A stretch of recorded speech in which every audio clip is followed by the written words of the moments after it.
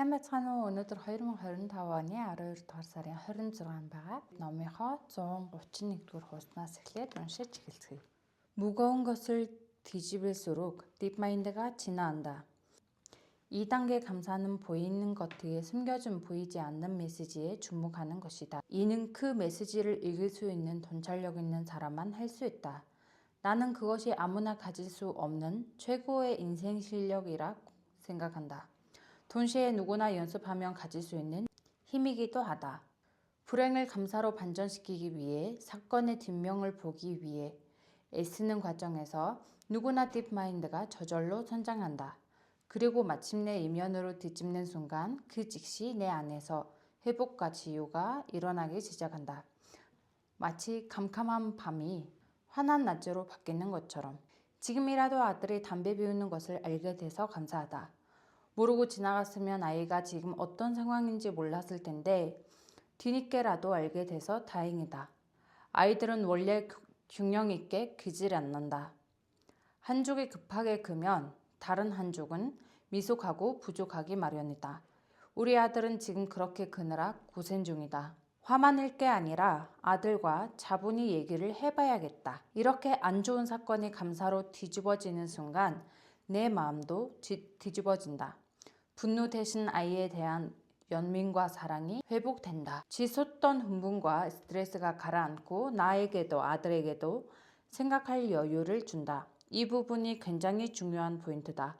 감사로 반전시키는 순간 우리는 나쁜 감정의 직세에서 풀려나올 수 있다. 하루 종일 불안과 걱정, 조조함에 쫓기고 있으면 우리는 결코 좋은 생각과 지혜로운 선택을 할 수 없다. 나쁜 생각이 나쁜 결과를 낳는 악순환이 반복된다. 그러나 감사로 반전시키면 자유가 생긴다. 더 넓은 시야로 다른 곳을 볼 수 있는 자유, 다른 방향으로 생각할 수 있는 자유. 감사는 자유의 언어다. 불행한 사건에서 나를 불어주고 두 번째 문을 열게 해준다. 아무리 힘든 상황에서도 다시 나를 앞으로 나아가게 하는 진취적인 에너지를 준다. 이 얼마나 대단한 힘인가. 감사는 쉬워 보이지만 결코 쉽지 않다. 처음부터 너무 크고 무거운 것을 뒤집으려고 하면 제급이 날려서 못한다. 처음엔 무게가 1kg 정도 되는 가벼운 것부터 시작하는 게 좋다. 시어머니가 전화로 은근히 잔소리를 했다거나 옆집 엄마가 자기 남편 자랑을 엄청나게 하면서 속을 긁어놓은 일부터 뒤집어 보자. 연습하다 보면 저절로 무거운 사건이 생긴다. 예를 들어 직장 상사한테 완전히 깨진 사건은 10kg 정도 되는 무게다. 열받아서 술을 마시고 다 뒤집어 엎고 싶은 날, 내 마음을 뒤집는 건 보통 힘든 일이 아니다. 그런데 분명한 사실은 무거운 사건일수록 뒤집었을 때 딥마인드가 더 깨어나고 진화한다. 딥마인드가 진화할수록 세상을 보는 생각의 회로 자체가 바뀐다. 그러면 어떤 사건이든 보는 즉시 애써서 뒤집지 않아도 뒷면을 꿰뚫어 보게 된다. 또 일상의 행복감이 커지고 감정이 쉽게 흔들리지 않으며 진취적이고 포용력 있는 태도로 점점 변화한다. 신념의 샘물학이라는 책을 쓴 미국의 세포생물학자 브루스 립튼 박사는 신념과 생각이 세포의 물리적 상태를 바꿀 수 있다고 주장한다. 감사와 칭찬 같은 긍정적인 생각을 지속적으로 하면 신경계가 변하면서 세포에 영향을 미쳐 몸과 마음이 바뀐다는 얘기다. 내 마음이 바뀌면 약 50조 개의 세포가 바뀐다. 보이지 않는 마음이 바뀌면 보이는 세상도 바뀐다. 시행력과 자신감의 날개 다는 칭찬. 얼마 전 아들과 대화하다가 우연히 미국 대선 얘기가 나왔다. 음악을 전공하고 지금도 예술적인 끼가 넘치는 아들은 정치에 통 관심이 없는 줄 알았다. 그런데 미국 대선 얘기가 나오자 공화당과 민주당의 역사부터 이번 대선의 쟁점, 양쪽 후보의 장단점, 선거 결과 예측까지 줄줄이 말하기 시작했다. 나는 진심으로 깜짝 놀라 아들에게 말했다. 너는 어쩜 그렇게 분석을 잘하니? 진짜 대단하다. 그러자 으슥해진 아들이 말했다. 엄마 몰랐어? 나 원래 뭐든지 닥치는 대로 읽잖아. 텍스트가 보이면 그게 뭐든 다 읽고 머릿속으로 싹 정리해 놓았다가 사람들한테 말하는 게 내 취미야. 지난번엔 말할 수 없어서 글로 써놨다니까? 이건 나도 처음 듣는 얘기였다. 변소 생각 없이 보이던 아들 녀석의 취미가 이토록 지적일 줄이야. 그날 나는 아들이 머릿속에 저장해 두었던 세상의 역사, 문화, 정치, 경제에 관한 수많은 분석을 들을 수 있었다. 신이 난 아들은 나중에 물어보지 않는 것까지 먼저 얘기해줬다. 내가 여자친구를 왜 좋아하는지 알아? 내가 하는 모든 말을 진짜 잘 들어주거든. 진짜는 나를 재발견하는 모습. 아들과 나의 가벼운 스몰 토크는 무려 2시간 넘게 이어졌다. 평소 같으면 20분 정도의 근황 토크에서 멈췄을 아들이 이날은 스스로 많은 이야기를 불어넣었다. 내가 몰랐던 아들의 취미, 사위, 정치적 견해, 심지어 여자친구에 관한 생각까지 자신에 대해 내가 더 잘 알 수 있도록 문을 활짝 열어줬다. 대단하다라는 나의 진창 한마디로 생긴 일이다. 살면 살수록 나는 진창이 가진 위력에 새삼 놀라곤 한다. 특히 진창 모든 인간 관계의 출발점이다. 처음 누군가를 만났을 때 던지는 가벼운 칭찬은 상대의 경직된 마음을 풀어주고 대화의 문을 열어준다. 한마디로 누군가와 가까워질 수 있는 기회를 만드는 가장 좋은 방법이다. 나와 관계없던 사람도 공감과 칭찬을 해주면 연결의 에너지가 만들어지기 시작한다. 이는 누군가가 나에게 조언이나 충고를 듣고 싶어 할 때도 똑같이 적용된다. 그 목적으로 온 사람조차 마음속으로는 칭찬과 공감을 해주길 원한다. 오래전 나의 팬 중 한 명이 직접 언니의 독서를 듣고 싶다며 찾아온 적이 있다. 독한 충고를 듣고 정신 차리고 싶다고 해서 원하는 대로 해줬더니 얘기를 듣는 1시간 내내 굳은 표정으로 있다가 얼굴이 누래져서 갔다. 그리고 다신 연락이 없었다. 그 뒤로 나는 2번 다시 그런 실수를 하지 않는다. 아무리 의도가 좋은 충고라도 기분이 상하면 인간관계는 그걸로 끝이다. 나 자신과의 관계에서도 이는 마찬가지다. 나는 딥마인드 토크를 할 때 스스로를 칭찬하는 내용을 매일 꼭 쓰라고 강조한다. 나 자신과 대화를 많이 안 해본 사람들은 처음에는 딥마인드 토크를 하는 것 자체가 낯설다.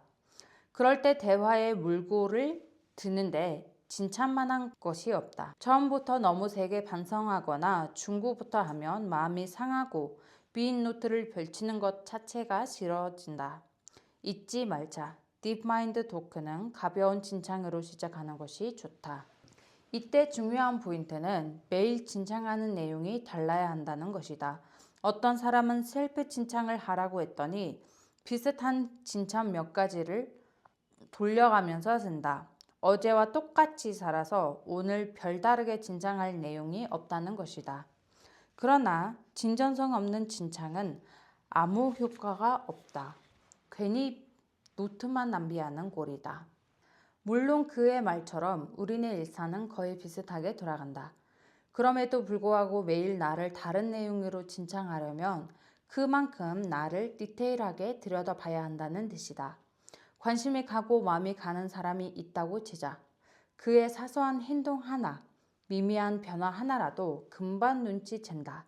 마찬가지로 내가 나 자신에게 관심을 기울이고 관찰하면 오직 나만 알 수 있는 작은 변화가 보인다. 오늘 아침에 일어나자마자 이불을 캔 행동, 일주일 내내 방을 어지럽지 않는 행동, 3일 연속 영양제를 챙겨 먹은 행동, 평소 아이한테 5번 짜증내다가 오늘은 딱 1번만 짜증낸 것 등 남들은 모르는 나의 디테일한 변화를 알아보는 눈을 기우는 것이 바로 칭찬이다. 매일 다른 칭찬을 하면서 나를 재발견하는 모습을 하는 셈이다. 칭찬하는 연습을 통해 얻을 수 있는 이점 중 하나는 내가 무엇을 좋아하고 잘하는지 알아낼 수 있다는 것이다. 우리는 일상에서 뜻밖의 나를 발견할 때가 있다. 내가 요리를 꽤 잘하네. 내가 다른 사람의 말을 잘 들어주네. 같은 생각이 문득 스쳐 지나가곤 한다.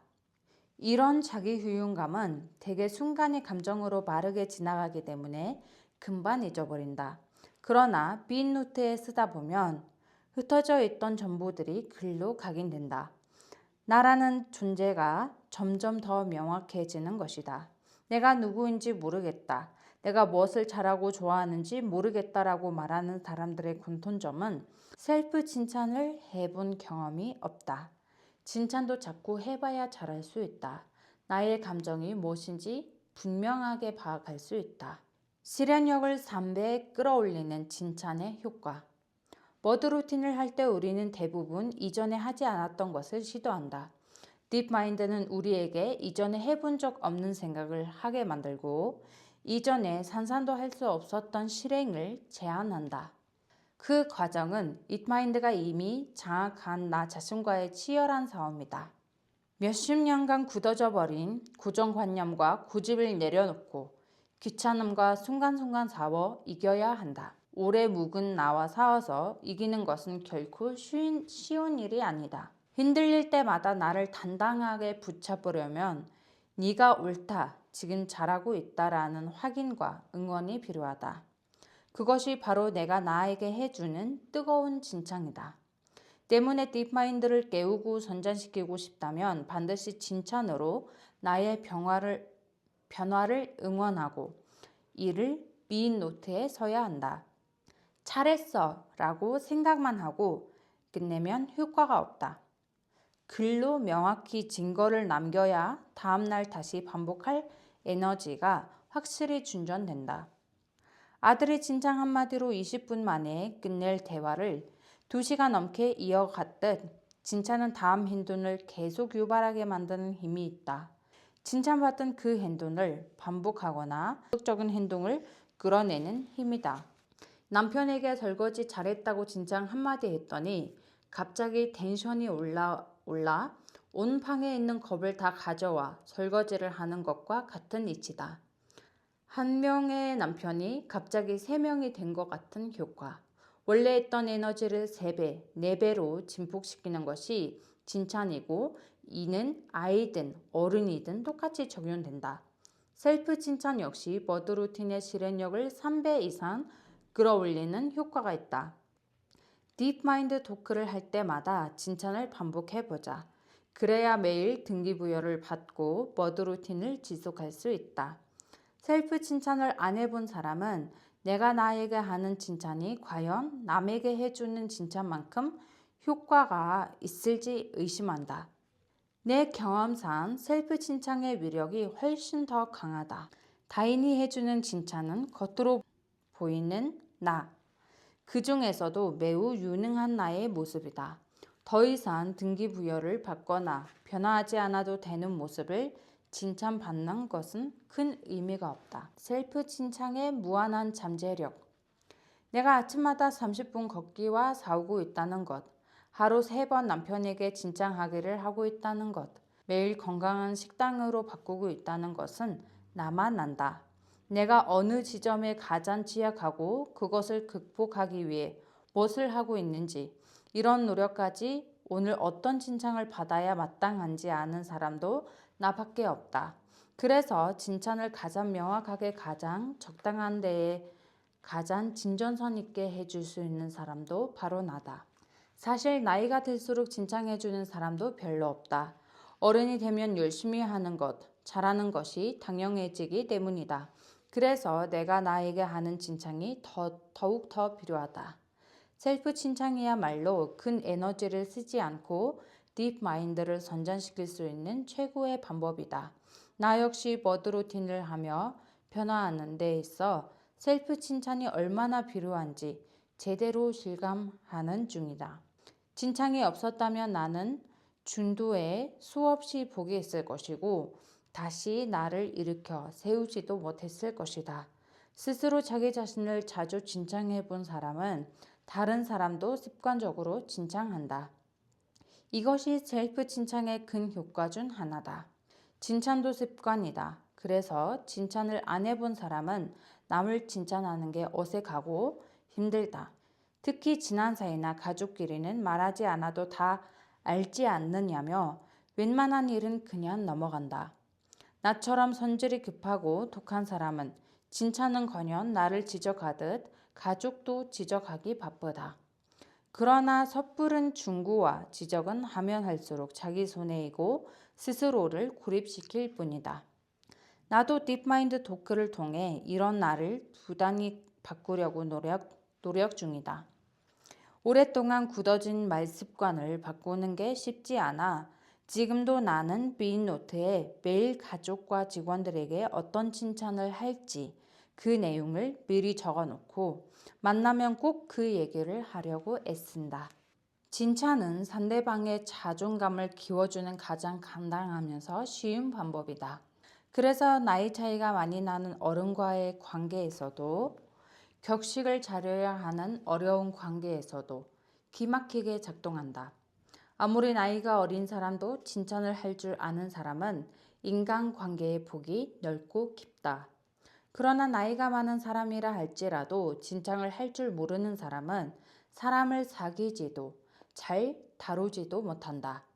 이는 나 자신뿐만 아니라 가족, 직장 동료, 사회에서 만난 누구라도 해당된다. 딥마인드 토크를 통해 하루에 꼭 한 번씩 나를 칭찬해 보자. 그러고 나서 가족, 직장 동료, 친구까지 그 범위를 넓혀보자. 칭찬은 나와 타인의 잠재력과 자존감을 키우는 누구나 할 수 있음에도 인색했던 선한 자극이다. 인생의 주도권을 되찾는 연습 반선.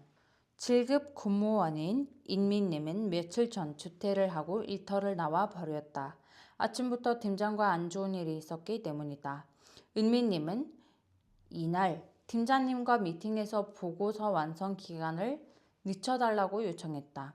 현재 그녀가 맡고 있는 일이 너무 많아 보고서에 쏟을 시간이 부족한 게 이유였다. 그러자 팀장은 그 자리에서 막내 직원을 불러 그녀의 업무 중 몇 가지를 바로 넘겼다.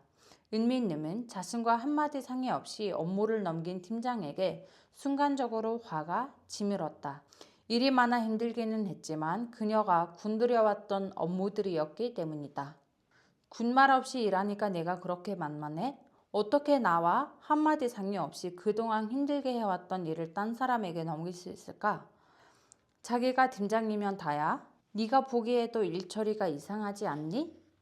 그녀는 회사를 나오자마자 지인에게 전화를 걸어 거친 말로 팀장의 뒷담화를 했다. 자연스레 담배가 생각났다. 평소 그녀는 담배를 피우지 않지만 스트레스를 받으면 흡연을 하며 그날의 안 좋았던 상황을 정교한 스토리텔링으로 다듬는 데 에너지를 쏟곤 했다.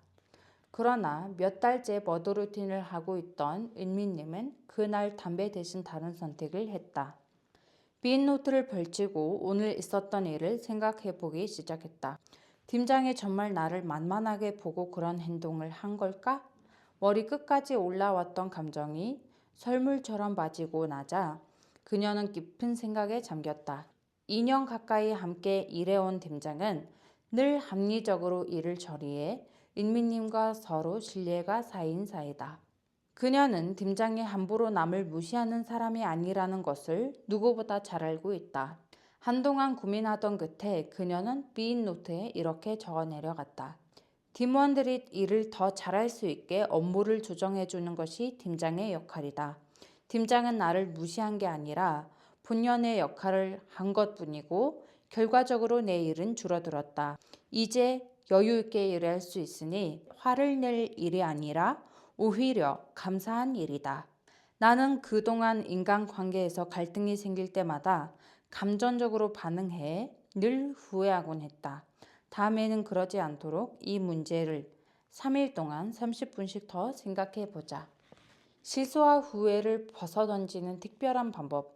이 글을 쓰면서 그날 인미님에게 벌어졌던 안 좋은 일은 결국 감사와 반성으로 정리됐다. 제 성격이 조금 예민한 편이라 예전 같았으면 취소, 일주일은 엄청나게 스트레스 받고 팀장과도 어색해졌을 거예요. 그런데 딥마인드 토크를 하면서 이 사건이 아무렇지 않게 지나갔어요. 그런 저 자신에게 저도 깜짝 놀랐어요. 인미님이 경험한 사건을 직장인이라면 일상적으로 겪는 일이다. 함께 일하는 상사, 동료와의 크고 작은 갈등은 늘 벌어지는 일이다. 그럴 때마다 우리는 어떻게 대처할까? 대개 감정을 진폭시키는 방식을 선택한다. 뒷담화나 술을 마시며 분노와 실감을 더 끌어올려 울분을 도와듯 쏟아낸다. 물론 그렇게 해서 스트레스가 정말 풀린다면 나쁘지 않은 방법이다. 문제는 그렇게 해도 해결되는 게 없을 때다.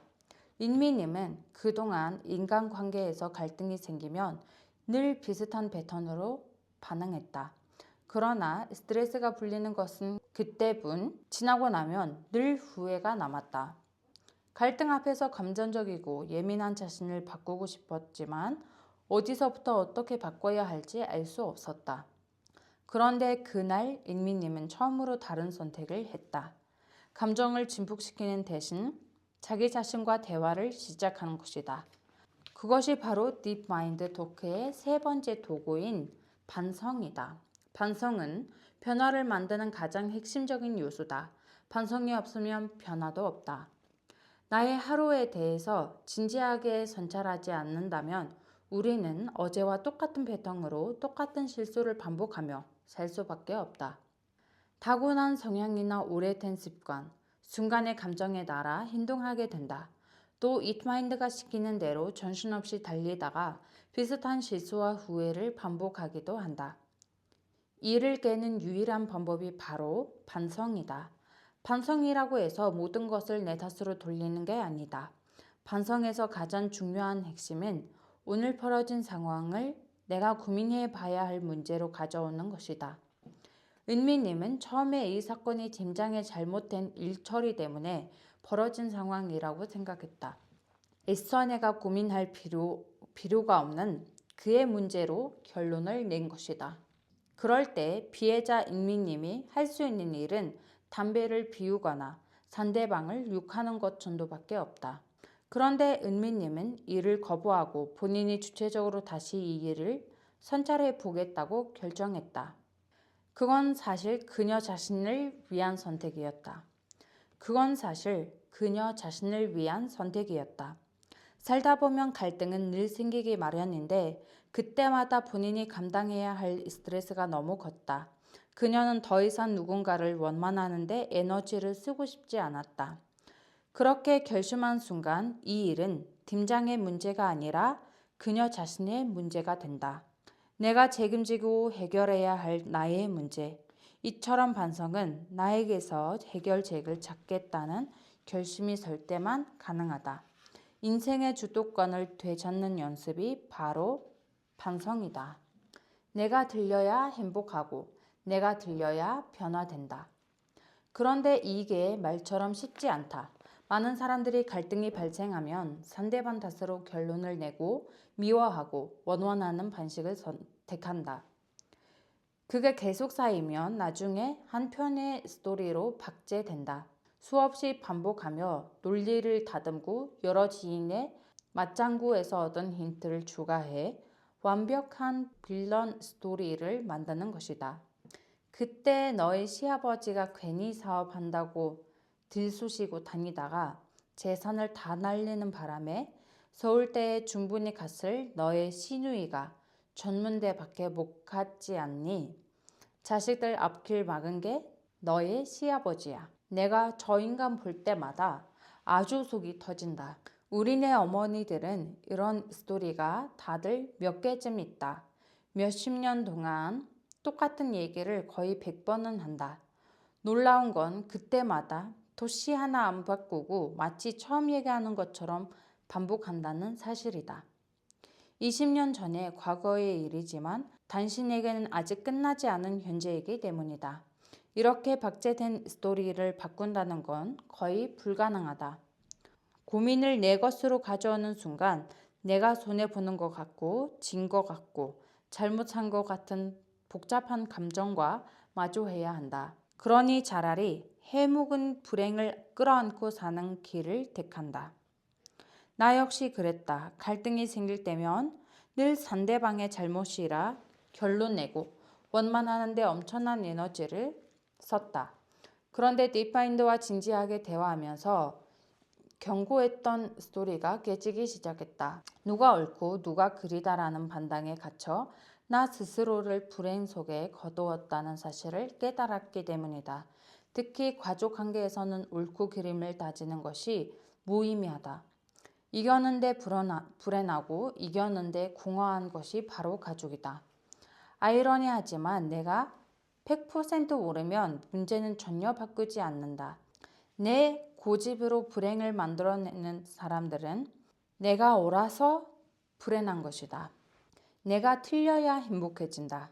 내 생각이 잘못했을지도 모른다라고 열어놓는 만큼 변화의 여지가 생긴다. 내가 들려야 행복하고 내가 들려야 변화한다. 이처럼 나를 가장 사랑하고 나의 행복의 가장 중요한 디파인드 기준으로 보면 똑같은 사건도 완전히 다르게 보인다. 사건을 나의 문제로 가져왔다면 그 다음 단계는 사건 속에 숨겨져 있는 팩트를 찾아야 한다. 인미님은 팀장의 결정이 자신을 무시하고 만만하게 봤기 때문이라고 생각해 분노와 실망감에 휩싸였다. 그러나 감정을 걷어내고 객관적으로 상황을 보니 팀장은 그녀를 무시한 게 아니었다. 팀장 업무 주율이라는 본인의 역할을 제대로 수행했을 뿐이다. 이렇듯 감정에서 스스로를 분리해 조금만 객관적으로 사건을 바라보아도 많은 문제가 해결된다. 최소한 감정에 휩쓸려 실수하는 일은 많이 줄일 수 있다. 반성의 끝에는 반드시 대안이 있어야 한다.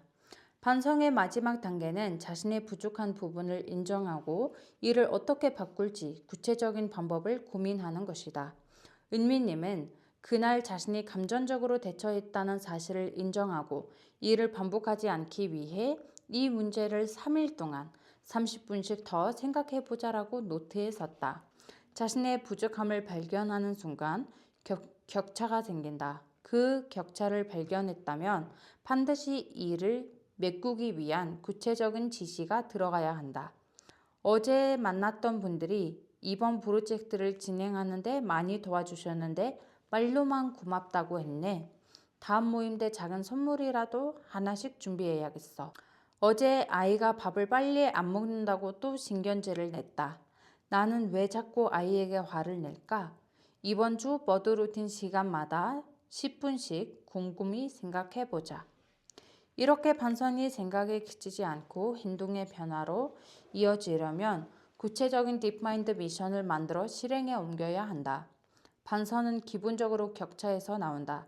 이렇게 했어야 했는데 나는 이랬어야 하는 사람인데 그러지 못했다처럼 자신의 기준에 도달하지 못했을 때 우리는 반성하게 된다.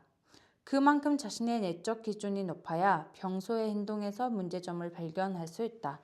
처음에는 누구나 격차가 잘 보이지 않는다. 평소에 내가 하는 말이나 행동에서 문제의식을 잘 느끼지 못한다.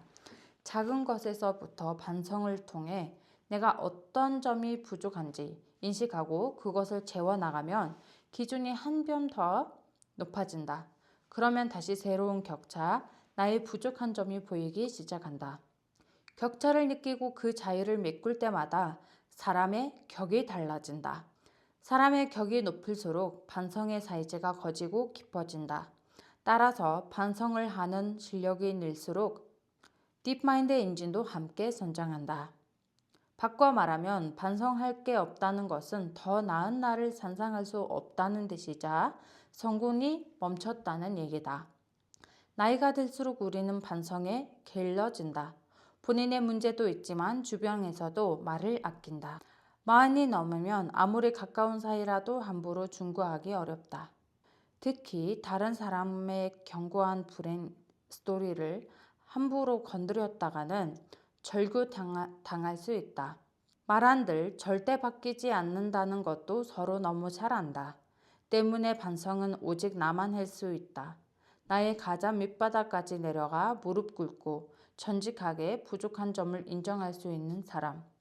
진정 사랑하는 마음으로 뼈아픈 중고를 해줄 사람은 세상에 오직 나밖에 없다. 더 나은 내가 되기 위한 정직한 상상, 반성을 시작해보자. За ингээд өнөөдрийнхөө номыг 151-р хуудас хүртэл уншлаа. Дараагийн номороо уулзъя. Баяртай.